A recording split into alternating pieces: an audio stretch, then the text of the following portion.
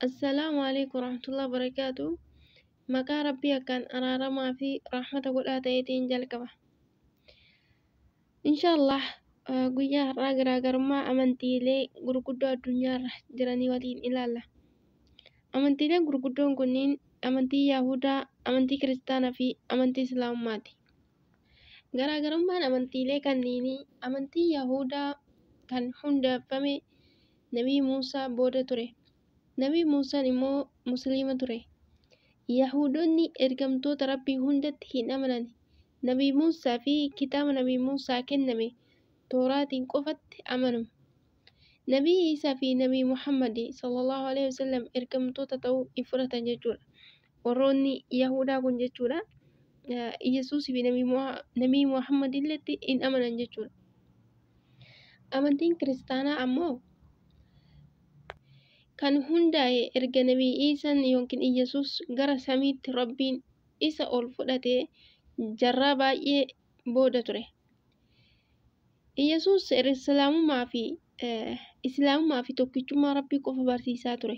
Ofii isaatiif ani kiristaanaa, ani waaqayyoodhaa, natti amanaa, na gabbaraa, naaf sagadaa jedhee hin beeku jechuudha Iyesuus. Waa'ee amantaa kiristaanas dubbatee hin beeku.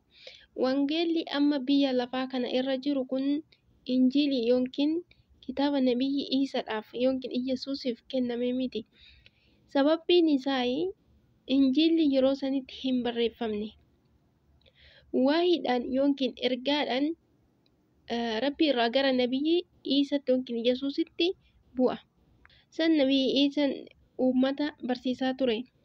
Wangeelli amma biyya lafaa irra jiru kun kan amma jiru kun ajaja Yesuusiin alatti osoo Yesuusiin hin jirretti barreeffame.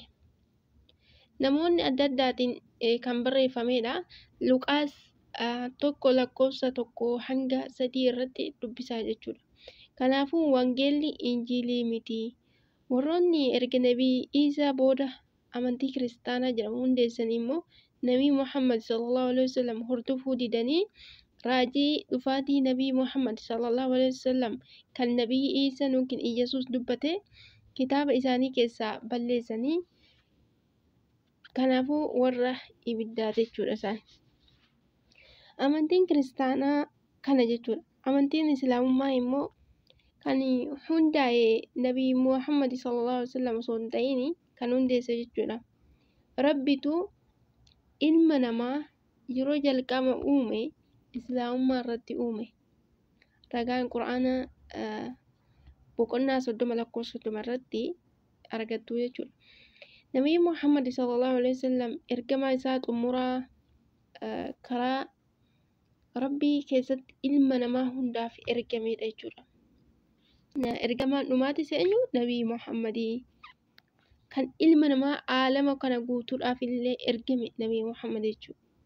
Qur'aana boqonnaa 33:40 irratti dubbisuu dandeessu jechuudha.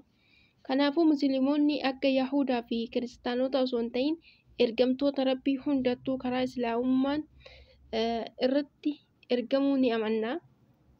Qur'aana boqonnaa 2:136 irratti dubbisaa jechuudha. Achirra jira ragaan. Kanaafuu nuti warri Islaamummaa keessa jiru warri Islaamaa nuti musliimni Nabii Iisaatti illee hin amannaa. Nabiyyoota hundattuu hin amanna jechuudha. Dirqama keenya illee nabiyyoota hundattuu amanuun. Nuti Rabbiitti amannee jirra. Waan gara Rabbii keenyatti buufameetis waan gara karaa Ibraahimii, Ismaa'ilii, Ishaaqii, Yaaqoobii fi kanneen irratti buufametti illee amannee jirra. Waan Muusaa fi Iisaan yookiin Nabii Muhammadii kennamettis waan nabiyyoota Rabbii isaanirra jidduu nama tokkos addaan hin baafnu. Nuti warra isaaf buutame warra isa jalatti bulu Rabbiin jalatti bulu warra karaa ergamtoota irratti bulu musliimadha jechuudha. Asirratti wanti hubannu tokkoffaan ergamtoonni Rabbii hundinuu musliima ta'uu. Lammaffaa waan gara nabiyyootatti ergamee fi kennameef islaamummaa qofa ta'uu fi kan haqaan gabbaramu rabbii tokkicha ta'uu. Lammaffaa wanti hubannu ergamoonni xumuraa fi ilma namaa hundaaf ergame amma ilmi namaa hundi hordofuu qabu, karaa isaa jala deemuu qabu.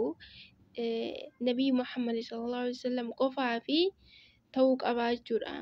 Kanaaf ragaan Qura'aana boqonnaa 7 lakkoofsa 158 irratti jechuudha. Kitaabonni nu amma hordofuu qabnu kitaaba Tooraatii fi Injiilis of keessatti qabatee jiru. Quraana qofa ta'uu. Kanaaf ragaan Quraana boqonnaa 5 lakkoofsa 14-15 dubbisuu dandeessanii jechuudha. Inni biraamoo wanti asirraa hubannu wangeelli amma biyya lafaa irra jiru kan Injiiliin bakka hin buune amanuudha. Inshallah rabbiin warra waa hubatee warra baratee itti fayyadamu hojiirra oolchu rabbiin nu haa taasisu. Obboleeyyan xiyyaa kan kiristaanas musliimas taatanii jechuudha. Dogongora kiyya yoo jiraate na sirreessuu akkasuma yaada qabaatan koomentii jalatti naaf kennuu dandeessu. Rabbiif jecha hunduma keessanuu jaaladha.